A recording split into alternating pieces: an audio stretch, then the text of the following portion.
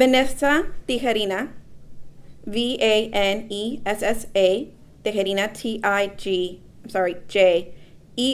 Jerina, for U.S. Rep. District 15, Rio Grande Valley, South Texas.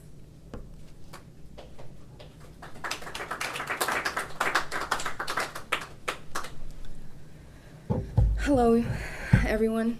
I'm Vanessa Tijerina, and I am from deep South Texas. So when you think of deep South Texas, most people think Laredo. Most people think San Antonio. There's a whole other part of Texas below that doesn't really get a lot of recognition. I know whose attention we did get. We did get the attention of the director of the FBI, and he visited us personally a year and a half ago. And before or since then, I have never seen the director of the FBI ever visit a community because of the issues in that community, because of the crisis level that existed. So I've been a nurse. I've practiced in Texas as a nurse for almost 20 years. I have 4 children, ages 19, 12, 4, and 2.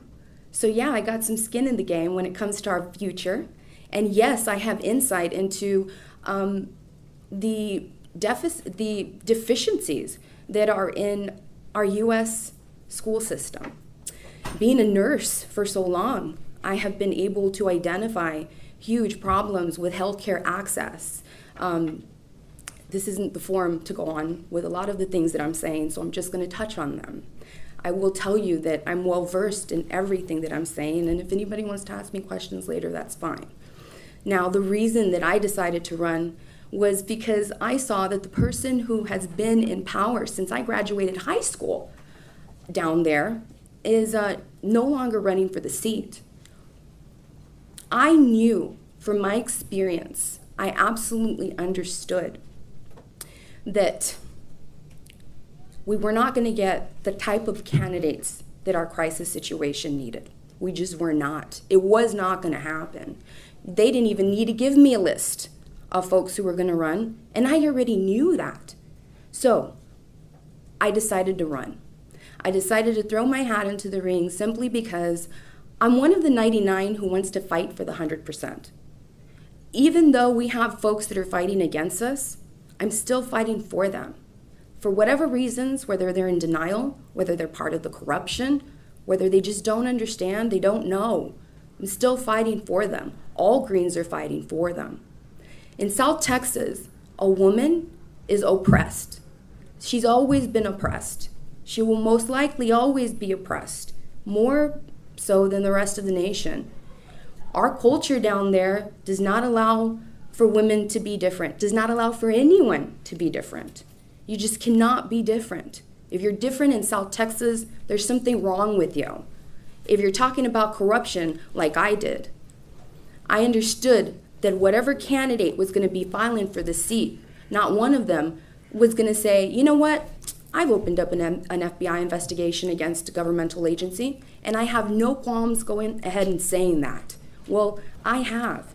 And I knew that it was going to take somebody that was going to hold people's feet to the fire in order for change to happen. Why the Green Party? Why am I running under the Green Party? Because I understood that the majority of the bad decisions that were being made were because of conservative Democrats and Republicans. Let's go back to 1776. It's 2016.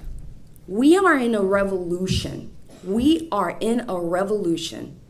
We don't have muskets. We have votes. Votes are our muskets. What folks don't understand is like what she emphasized, is that even though we won't take it all this year, we will eventually take it. It's like a drop in the bucket. And eventually that bucket's going to overflow. Even if it stays stagnant for 2 years, for another or 4 years, it still has the potential to overflow, and it's going to. And when it does, that's when change occurs. Why else the Green Party? Because they're the only ones that are directly left of center. Our problems in South Texas absolutely need transformational change. You're not going to get transformational change from a party that wants to stay in the center. You're not going to get transformational change unless you veer away from the conservative. The conservative approach to our problems is the issue. One more thing, I think that I want to give a shout out to the chief of police in Los Angeles. During this whole Black Lives Matter crescendo that happened just a few weeks ago, he had some cadets graduate, and he spoke to them, and he asked them, and he did something that was very progressive. He told them, I need you to police with empathy. One thing that needs to be a big deal in this revolution, and folks need to understand, is empathy. And it's my opinion on the political spectrum, as you move from left to right, empathy decreases. And I think we can all sit back and think about the Republicans in our lives, the most conservative people in our lives, and we can definitively identify moments in which they have shown us where they are void of empathy. There's a reason that chief of police brought it up. Because when you have folks that are representing the public, that are supposed to be protecting the public, servicing the public, you absolutely need to have empathy. And I'll leave you with this. I'd like folks to think about an America where everybody with a badge, or at the very least, everybody that's running for an elected seat at every level, city, school, county, state, federal, presidential. Imagine an America where they had mandated IQ test, mandated empathy quotient test. Imagine that. Imagine an America where the public absolutely is aware of what those numbers mean. Imagine an America like that. Until we start electing folks that are intellectuals and have a high level of empathy, we are not going to get the change that America needs. That's it. Thank you so much. Vanessa Tijerina, United States District 15, South Texas, Rio Grande Valley, all the way up to Guadalupe County. Thank you.